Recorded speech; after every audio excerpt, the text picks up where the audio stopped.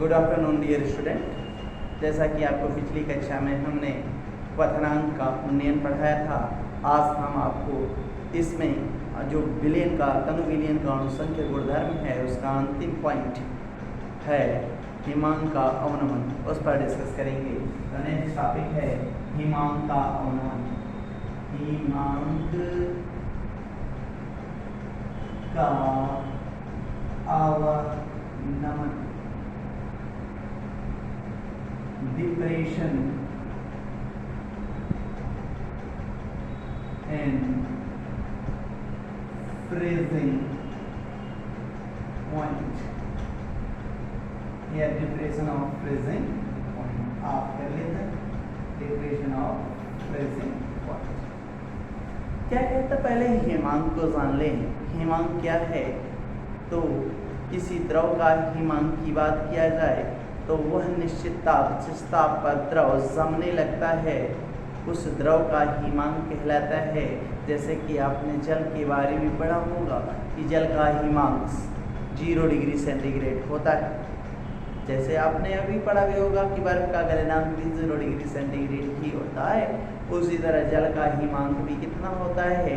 0 degree centigrade होता है। अब हम उसमें कह रहे हैं अवनमन। सपोज दैट कि हमने विलायक लिया, हम जान रहे हैं, हम विलयन चैप्टर पढ़ रहे हैं और विलयन में हम तनु विलयन पढ़ रहे हैं। यदि हमने शुद्ध विलायक लिया, हम जितने भी आपको अनुसंख्य गुणधर्म बतलाए, आपको एक पात्र लिया, पात्र के अंदर ही आपको बताने का प्रयास। एक पात्र लिया जिसमें आपने शुद्ध विलायक जल को रखा, जिसका हिमांक कितना था? हिमांक फ्रीजिंग पॉइंट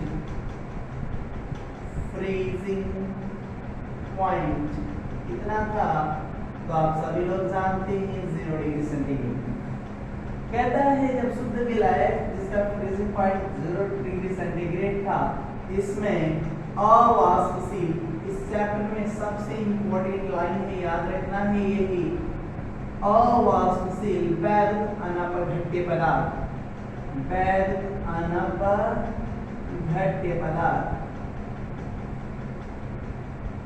अवाष्पशील वैध अनपघट्य पदार्थ घुलने पर जल का हिमांक में आ जाती है कमी।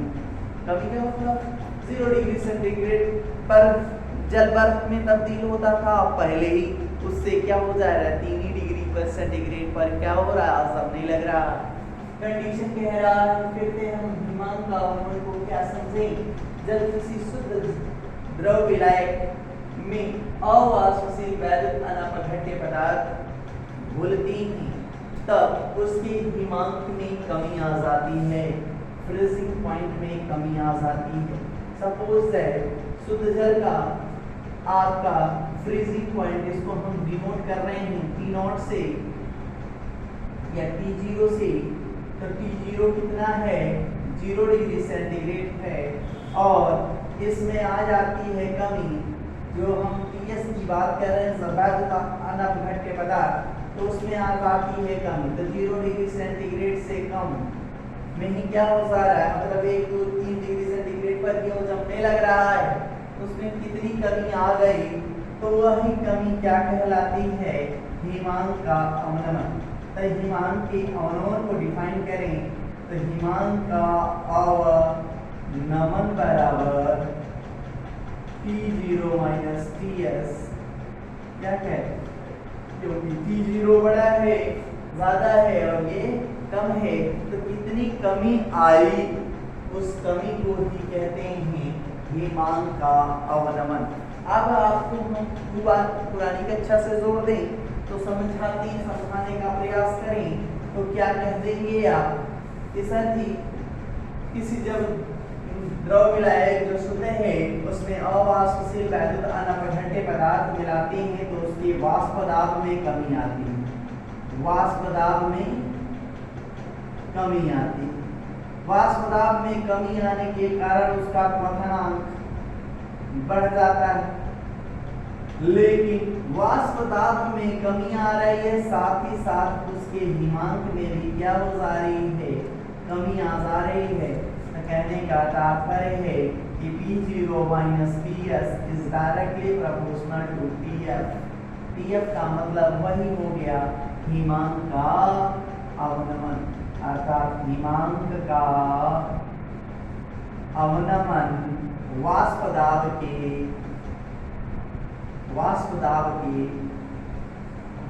अवनमन के डायरेक्टली प्रोपोर्शनल होता है, ये बराबर होता है हिमांक का अवनमन को किससे डिनोट करते हैं, डेल्टा TF से। और इसको कैसे प्रदर्शित करेंगे तो आप बता देंगे T0 माइनस TS क्या कहलाता है, हिमांक का अवनमन। अब हिमांक के अवनमन से ठीक उसी तरह आप जैसे क्वथनांक का उन्नयन पढ़ा होगा, उसी से रिलेटेड यहाँ पे भी टॉपिक्स पूछे जाते हैं। नेक्स्ट टॉपिक इसी से बना के आता है क्या कि सर जी ये बताइए हिमांक का अवनमन और विलयन की मोललता में क्या संबंध होता है। डेल्टा TF और मोललता में संबंध, delta TF is directly proportional to विलयन की मोललता, विलयन की मोललता की डायरेक्टली प्रोपोर्शनल होता है। इसे स्मॉल m से परिवर्तित करते हैं तो डेल्टा TF प्रोपोर्शनलिटी हटा देते हैं तो PF प्लस आता है इनटू m। m क्या है, विलयन की मोललता। मोललता क्या होती है तो 1 किलोग्राम विलायक में यदि विलेय पदार्थ के जितने मोल उपस्थित होते हैं वही उस विलेय की मोललता है। यहाँ पर KF क्या है तो यहाँ पर मोलल अवनमन स्थिरांक कहलाता है, मोलर अवनमन स्थिरांक कहलाता है। इसका डेफिनेशन बार बार 1 नंबर के पॉइंट ऑफ व्यू से पूछा गया है, 1 नंबर का सवाल बनता है बोर्ड परीक्षा में कि मोलर अवनमन स्थिरांक किसे कहते हैं। कभी बता दें मोलर अवनमन स्थिरांक को ठीक उसी प्रकार आप परिभाषित करोगे जिस प्रकार आपने मोलर उन्नयन स्थिरांक को परिभाषित किया। तो मोलर का मतलब होता है 1 किलोग्राम, तो 1 किलोग्राम विलायक या 1000 ग्राम विलायक में अवाष्पशील वैद्युत घटक, अवाष्पशील वैद्युत अनअपघट्य पदार्थ का 1 मोल घोलने पर, 1 मोल घोलने पर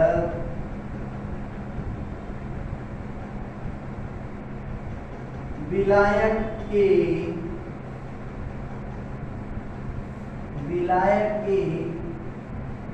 हिमांक में कमी, विलायक के हिमांक में जितनी कमी आती है, विलायक के हिमांक में कमी आती है जिसे उस विलायक का मोलर अवनमन स्थिरांक कहते हैं। इसको किससे डिनोट करते हैं, KF से। और इसका मात्रक ठीक उसी प्रकार आप बता दोगे डिग्री केल्विन प्रति मोलर या डिग्री सेंटीग्रेड प्रति मोलर। इसी में आपके आंसर आएंगे।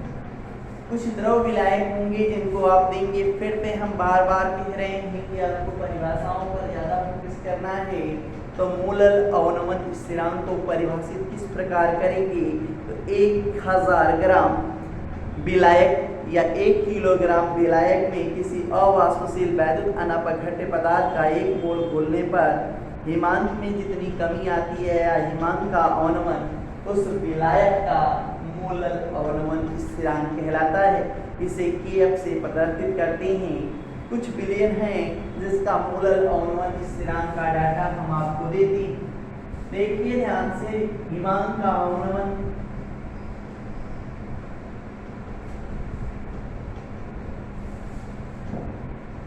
कुछ विलायक ले लिए जाएं।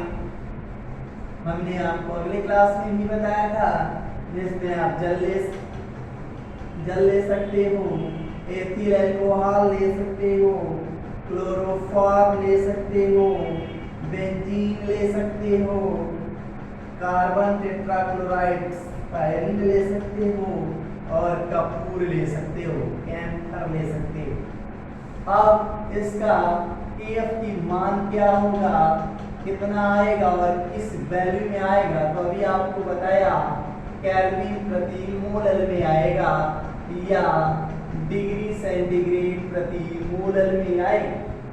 जल का होता है 1.86 डिग्री केल्विन प्रति मोल या एथिल अल्कोहल का 1.99, क्लोरोफॉर्म का 4.70, बेंजीन का इससे सवाल आए हुए हैं 5.12, कार्बन टेट्राक्लोराइड का 38.8 और सबसे ज्यादा होता है कपूर का 40। ये आपको कुछ विलायक दिए गए हैं जिनके मोलल अवनमन स्थिरांक के मान दिए गए हैं।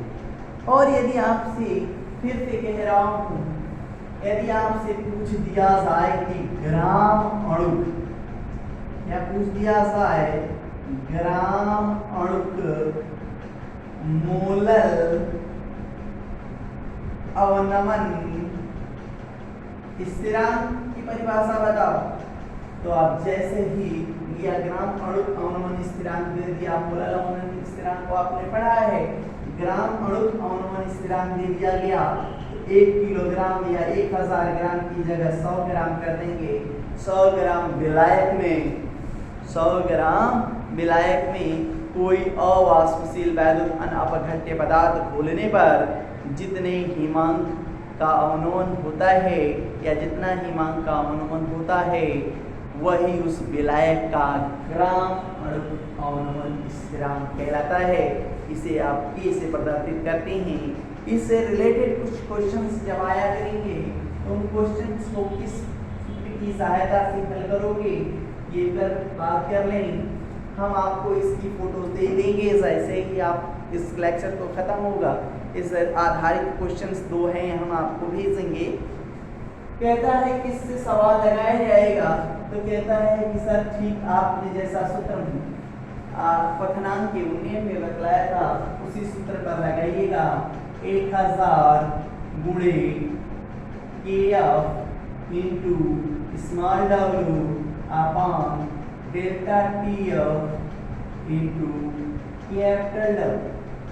इस सूत्र की सहायता से आप अवाष्पशील वैद्युत अनअपघट्य पदार्थ के मोलल अवनमन स्थिरांक की भी गणना कर सकते हो और अवाष्पशील पदार्थ के अणुभार की गणना भी कर सकते हो। तो यम क्या है, अवाष्पशील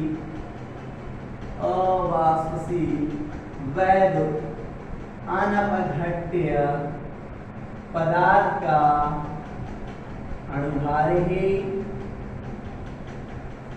KF क्या है, तो मोलल अवनमन स्थिरांक है। स्मॉल w क्या है, तो यही है आपका अवाष्पशील वैद्युत अनअपघट्य पदार्थ क्या है, विलेय है। विलेय पदार्थ का भार है और डेल्टा TF को भी आपने डिफाइन किया T0 माइनस T या TS। T0 क्या है, शुद्ध विलायक का हिमांक, शुद्ध विलायक का हिमांक जितना कमी आने के बाद हो जाता है ये है विलयन का हिमांक, विलयन का हिमांक। दोनों का अंतर ले लेंगे, डेल्टा TF आ जाएगा, कैपिटल W क्या है, तो विलायक का भार। इसकी सहायता से आप इससे आधारित क्वेश्चंस की भी गणना कर पाएंगे। अब कुछ टॉपिक जो छूटते हैं, आदर्श विलयन, अनादर्श विलयन और वन हाफ गुणक और हेनरी के नियम, इस पर हम नेक्स्ट टॉपिक में डिस्कस करेंगे। Thank you.